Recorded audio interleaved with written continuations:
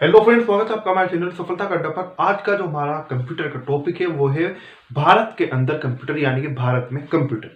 और हाँ, आज की जो हमारी क्लास है कंप्यूटर क्लास नंबर 6 है। इससे पहले हमारी 5 क्लासेस आ चुकी हैं, उनके अंदर हम ये सभी पढ़ चुके हैं, जैसे कि टाइप्स ऑफ कंप्यूटर, कंप्यूटर के प्रकार और history of computer, development of computer, इस तरह के काफी इंट्रोडक्शन ऑफ कंप्यूटर, ये सब हम पीछे की जो क्लास गई है उनके अंदर कवर कर चुके हैं। तो आज की जो हमारी क्लास है क्लास नंबर 6 है और आज का हमारा टॉपिक है भारत में कंप्यूटर, यानी कि कंप्यूटर इन इंडिया। अभी तक आपने हमारे चैनल सफलता का अड्डा सब्सक्राइब नहीं किया है तो प्लीज सब्सक्राइब कर दें। और एक बात और आप याद रखें, आप किसी भी लेवल के एग्जाम की तैयारी कर रहे हो, कोई भी आपका एग्जाम छोटा हो बड़ा हो, उस सभी एग्जाम को देखते हो, आपके किसी भी लेवल का आपका एग्जाम हो, ये हमारी क्लासेज हो रही है। तो इसलिए अगर आपका अभी तक पेन नहीं है या फिर आपके पास नोटबुक नहीं है तो अपने पास कोई कॉपी रख लीजिए, कोई नोटबुक हो आपके पास में, क्योंकि साथ के साथ क्या है, आप अपने नोट्स बनाते चलें। और आइए देखते हैं, अपने टॉपिक की ओर बढ़ते हैं। अपना टॉपिक जो आज की हमारी क्लास है उसको स्टार्ट करते हैं, क्योंकि नोट्स बनाना इसलिए आपके लिए ज्यादा जरूरी है। अगर आप मान लीजिए आज एसएससी का एग्जाम दे रहे हैं, हो सकता है कि आपको कल यूपीएससी का एग्जाम देना हो या फिर आप पीसीएस का एग्जाम दें। यदि आप आज कांस्टेबल की तैयारी कर रहे हैं, पटवारी की तैयारी कर रहे हैं, लेखपाल की या ग्रुप डी कर रहे हैं, तो हो सकता है कि आपको आगे बढ़ना हो, रेलवे के अंदर एनटीपीसी में जाना हो या फिर रेलवे के अंदर जो अन्य विभाग है उनमें जाना हो या फिर एसएससी में आगे बढ़ना हो। तो इसलिए ताकि उस समय क्या है, इसको आपको क्लास को दोबारा से ना लेना पड़े या फिर कंप्यूटर के लिए फिर से परेशान ना होना पड़े, जो आप नोट्स बनाएंगे उनका सिर्फ आपको उस टाइम पे उनको रिवाइज करना पड़ेगा एक बार, क्योंकि जब आप दूसरा एग्जाम देंगे उस टाइम पे, तो इसलिए एक बार में इसका नोट्स बना लीजिए और अपना टारगेट बनाइए। और डेली के डेली जो भी हमारी क्लासेस आ रही हैं उनको डेली के डेली लीजिए और उनको डेली के डेली नोट्स जरूर बनाइए। तो आइए देखते हैं अपनी क्लास की ओर बढ़ते हैं। हम बात कर रहे हैं भारत के अंदर कंप्यूटर की। तो भारत के अंदर अगर हम कंप्यूटर की बात करें, भारत के अंदर पहला कंप्यूटर कौन सा था उसके बारे में अगर बात करें, तो भारत का पहला कंप्यूटर था इलेक्ट्रॉनिक डिजिटल कंप्यूटर जो था उसका नाम था HEC2M। क्या? HEC2M भारत का पहला इलेक्ट्रॉनिक डिजिटल कंप्यूटर था, यह बात आपको याद रखनी है। अच्छा, HEC2M जो भारत का पहला इलेक्ट्रॉनिक डिजिटल कंप्यूटर था, कब? 1955 में स्थापित हुआ। कब? 1955 में, 1955 में। और कहां स्थापित हुआ? कोलकाता, पश्चिम बंगाल में, कोलकाता वेस्ट बंगाल में इसे स्थापित किया गया।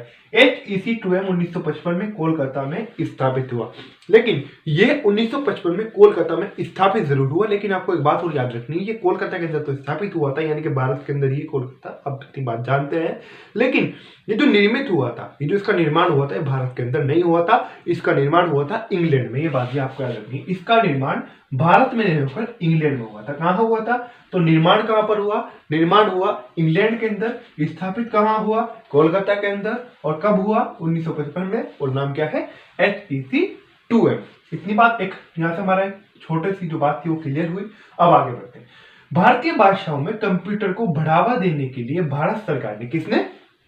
भारत सरकार ने, यानी कि इंडियन गवर्नमेंट ने किसको बढ़ावा देने के लिए? जो हमारी इंडियन लैंग्वेज है, भारतीय भाषाओं को, किसके अंदर? कंप्यूटर के अंदर बढ़ावा देने के लिए भारतीय भाषाओं की अगर हम बात करें सामान्यतः, जैसे कि एक तो हमारी भाषा हो गई जो सामान्य रूप से हिंदी भाषा है, उसके अंदर आप तमिल भाषा कह सकते हैं जो दक्षिण साइड के लोग हैं, दक्षिण जो वहाँ की स्थानीय भाषाएं हैं, तमिलनाडु, कर्नाटक, केरल की जो उधर साइड की, आप इस तरह से महाराष्ट्र की मराठा मान सकते हैं। और उधर से अगर बात करें पश्चिम बंगाल की, जो बांग्लादेश वाली साइड, उधर से बंगाली भाषा मान सकते हैं, गुजरात की गुजराती हो गई।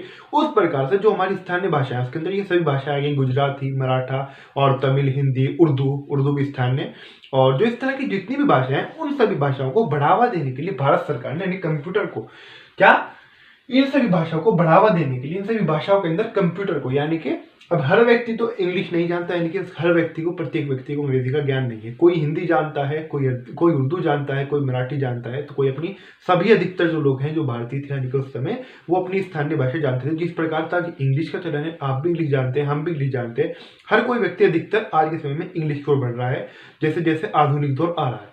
लेकिन पहले ये नहीं था, तो इसलिए तो भारत सरकार ने इसको बढ़ावा देने के लिए ये सब क्या किया भारत सरकार ने? तो भारत सरकार ने स्थापित किया क्या? सीडेक। तो भारत सरकार ने, यानी कि जो भी व्यक्ति है वो अपनी स्थानीय भाषाओं के अंदर भी कंप्यूटर को चला सके, कंप्यूटर को समझ सके, उसके लिए भारत सरकार ने कदम उठाया। और वो कदम क्या था? भारत सरकार ने सीडेक की स्थापना करी, यानी कि सीडेक को स्थापित किया। सीडेक को स्थापित कहाँ किया, क्यों किया, इसके बारे में थोड़ा सा पढ़ेंगे अभी। क्यों किया वो मैंने आपको बता दिया, लेकिन थोड़ा सा अभी जानेंगे। लेकिन पहले जानते हैं कि सबसे पहले सीडेक है क्या। तो सीडेक का पूरा नाम है centre for development of advance computing. क्या? Centre for development of advance computing. ये क्या नाम है पूरा? सीडेक का पूरा नाम है, centre for development of advance computing. इसकी स्थापना कहां पर की गई? पुणे के अंदर स्थापना की। कहां की? पुणे के अंदर स्थापना की सीडेक की। और क्यों की? यानी कि जो हमारी सभी स्थानीय भाषाएं हैं उनके अंदर भी कंप्यूटर को प्रयोग किया जा सके। किसने की? भारत सरकार ने की। अब आगे बढ़ते हैं, यहाँ पे का टॉपिक क्लियर हो। जिसने, यानी कि बात हो रही है यहाँ पर सीडेक की, जिसको भारत सरकार ने सर्व किया, जिसने जिस्ट तकनीक का विकास करके, कौन सी तकनीक का?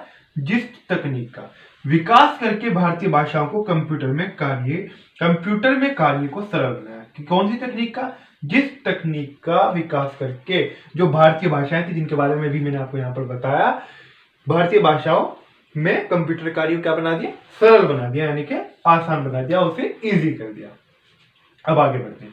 भारत का पहला सुपर कंप्यूटर। तो भारत का जो पहला सुपर कंप्यूटर था, first super computer of India, वो उसका नाम क्या है? परम 8000। क्या? परम 8000 इसका नाम है। परम 8000 था भारत का पहला सुपर कंप्यूटर। ये बात आपको याद रखनी। एक बात और आगे से, सीडेक द्वारा, सीडेक क्या? जिसके बारे में हमने अभी यहाँ पर पढ़ा, centre for development of advance computing.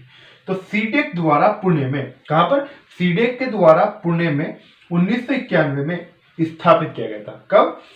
Bharat का जो पहला सुपर कंप्यूटर था परम 8000, वो किसके द्वारा? सीडेक के द्वारा। और कहां पर? 1991 में पुणे में। कब? 1991 में पुणे में सीडेक के द्वारा। किसके निर्देशक? सीडेक के जो निर्देशक थे, सीडेक यानी कि इसी की बात कर रहे हैं, centre for development of advance computing की। सीडेक के निर्देशक विजय भाटकर। क्या नाम है? सीडेक के जो निर्देशक थे विजय भाटकर द्वारा निर्मित किया गया। क्या? भारत का पहला सुपर कंप्यूटर परम 8000, सीडेक के जो निर्देशक थे विजय भाटकर, किसके निर्देशक थे? सीडेक के, इनके द्वारा निर्मित किया गया। क्या? परम 8000। और कब किया गया? 1991 में। और कहां किया गया? पुणे के अंदर किया गया। तो यहां से देखिए 3-4 क्वेश्चन तो यहीं से बन गए। निर्देशक कौन थे उस समय?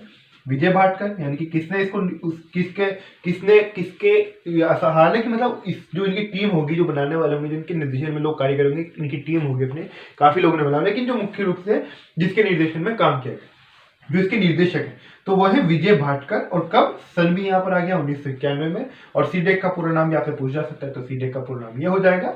और बात अगर करें कहां पर, तो पुणे के अंदर। और कौन सा कंप्यूटर था? परम 8000, भारत का पहला सुपर कंप्यूटर। अब आगे बढ़ते हैं। अन्य सुपर कंप्यूटर, यानी कि जो अदर्स जो सुपर कंप्यूटर हैं इंडिया के, उनके बारे में बात कर लेते हैं।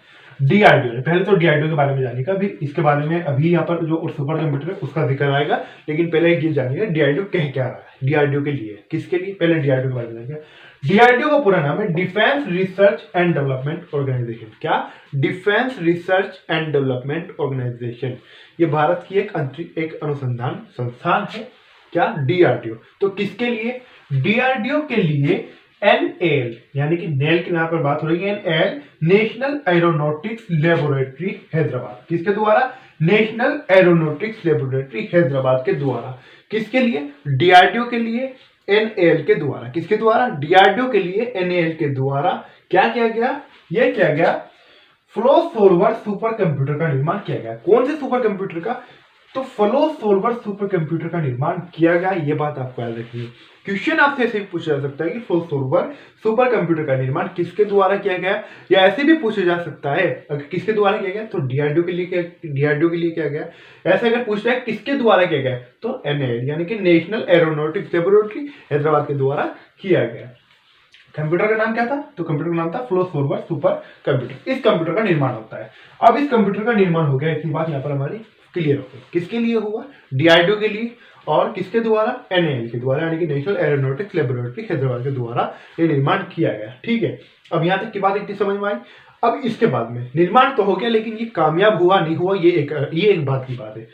लेकिन यह प्रयोग यानी कि जो बना था यह असफल रहा, यानी कि इसे सक्सेस नहीं मिली, यह असफल रहा, सफल नहीं हुआ, यह असफल रहा। फिर क्या हुआ? जब ये असफल हो गया तो जब हमने डीआरडीओ के लिए बनाया था, तो जाहिर सी बात थी जब डीआरडीओ के लिए बनाया तो डीआरडीओ के लिए कोई सफल चीज बननी थी।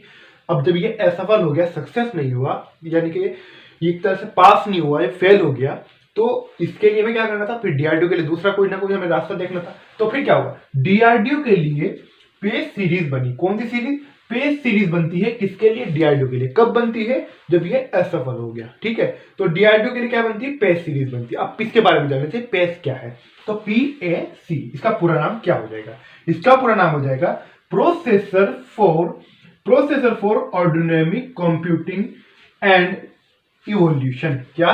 Processor for autonomic computing and evolution, ये इसका पूरा नाम हो जाएगा। किसका?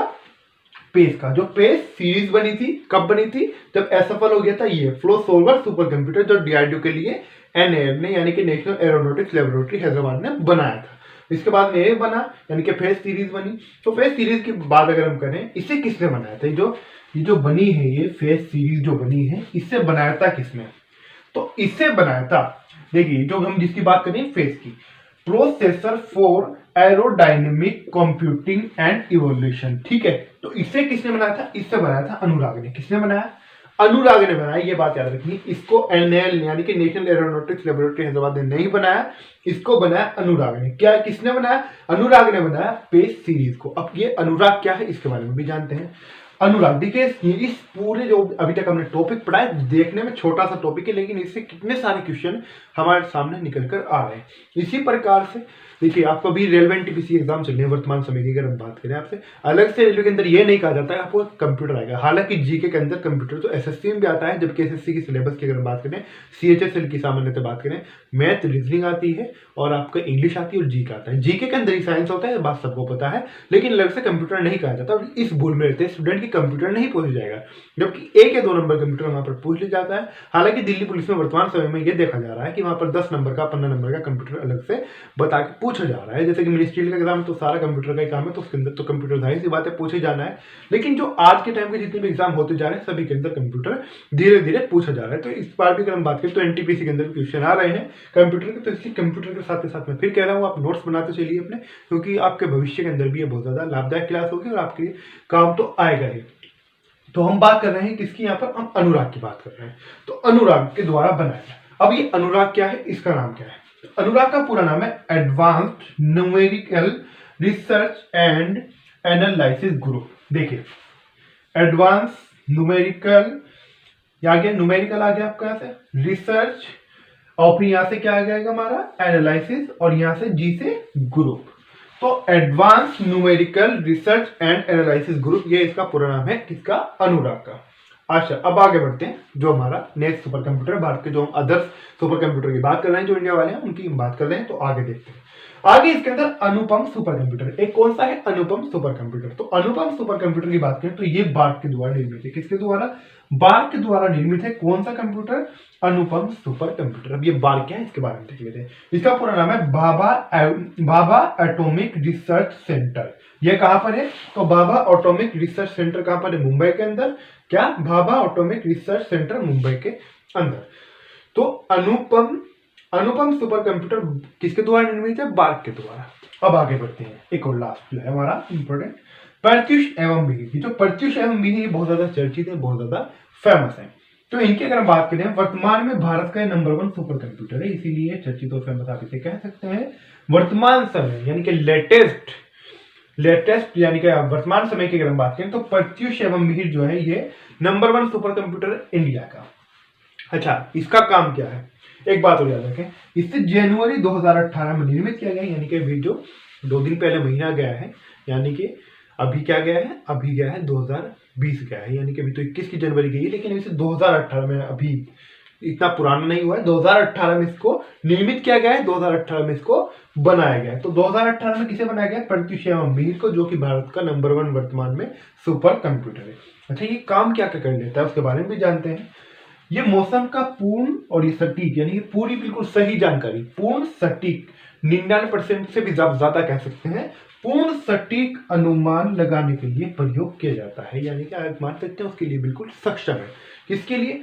मौसम का पूर्ण और सटीक, यानी कि पूरा सटीक, पूरा उसका ज्ञान रहता है मौसम का, मौसम के अंदर क्या हो रहा है, क्या उतार चढ़ाव हो रहा है, तो उसका अनुमान लगाने के लिए इसका प्रयोग किया जाता है, यानी कि उसका अनुमान लगाने के लिए पूरी तरीके से सक्षम है। सामान्य रूप से आप मान सकते हैं कि इसका जो प्रयोग होता होगा, जो इसका इस्तेमाल होता होगा, इसका यूज वो मौसम विभाग में होता होगा। तो याद रखना है, निर्मित कब हुआ? जनवरी 2018 में। नाम है प्रत्युष एवं मिहिर और भारत का नंबर 1 वर्तमान में सुपर कंप्यूटर है। तो ये आज का हमारा जो टॉपिक था भारत में कंप्यूटर, उसका जितना भी इंपॉर्टेंट था उससे बहुत ज़्यादा। ऐसा नहीं कि मैंने आपको काफ़ी शॉर्ट करा दिया, ऐसा नहीं कि मैंने आपकी बहुत सारी चीज़ छुड़वा दी, ऐसा कुछ नहीं है। जो कुछ था, जो कुछ पेपर के अंदर पूछ जाता है या फिर जो पूछे जाने की संभावना है, वो सब आपको मैंने इसके अंदर कवर कराया और किस प्रकार समझाया वो भी आप कमेंट करके जरूर बताएं।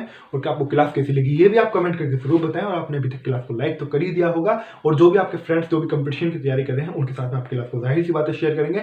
और अगर आप किसी भी मतलब या फिर अगर हम कंपटीशन थोड़ा लग जाए, आप अगर ITI या फिर आप ट्रिपल सी वैसे आज के टाइम में कंपटीशन के अंदर आ चुका है, लेकिन मतलब उसके मतलब थोड़ा बहुत उसका चेंज आता है थोड़ा बहुत, लेकिन वो फिर भी मैं सभी को बेस मानता हूँ। यानी कि मैं आपका कोई भी जो टॉपिक है उसको नहीं छुड़वा रहा हूँ, सभी कवर करवा रहा हूँ। तो अगर आप ITI वगैरह कर रहे हैं, यानी कि आपका मतलब मैं कहने का मतलब मेरा उद्देश्य कि आपका टॉपिक है इंफॉर्मेशन टेक्नोलॉजी, वो आपका फिर किसी भी फील्ड में हो सकता है, तो उसके अंदर भी ये आपकी जो क्लास है, जो कक्षा है जो चल रही है, वो काफ़ी उसके अंदर भी सहायक होगी। तो इस क्लास को आप बिल्कुल निश्चिंत होकर ले सकते हैं। और जो भी आपके फ्रेंड्स हैं किसी भी लेवल की एग्जाम तैयारी कर रहे हैं, उनके साथ में क्लास को जरूर शेयर करें। आपके पास कोई ग्रुप से या फिर कोई आपके पास सोशल मीडिया पेज वगैरह है, वहाँ पर भी क्लास को जरूर शेयर करें। और प्लीज़ चैनल को जो सब्सक्राइब करें पूरी तरीके से सब्सक्राइब जरूर करें, क्योंकि इससे आपका क्या फ़ायदा होता है, जो भी हमारी क्लास आती है, जो भी मेरी नई वीडियो आती है, उसका नोटिफिकेशन ताकि आपको सबसे पहले मिल सके। और आपने लाइक तो अभी तक कर ही दिया होगा। साथ ही साथ एक बात और आप नोट करते चले, कोविड-19 ट्यूशन की हमारी क्लासेस चल रही हैं, उन क्लासेस को लेना ना भूलें, क्योंकि कोविड से क्वेश्चन परीक्षाओं के अंदर पूछे जाएंगे। और इसके अलावा भी कोविड के मतलब ऐसे वगैरह भी कहीं पर भी किसी प्रकार से आ सकते हैं। तो इसलिए कोविड की जितनी भी क्लासेस चल रही हैं उन सभी को ले लें, और जो स्टूडेंट क्लासेस को ले चुके हैं वो उनको रिवाइज करना ना भूलें।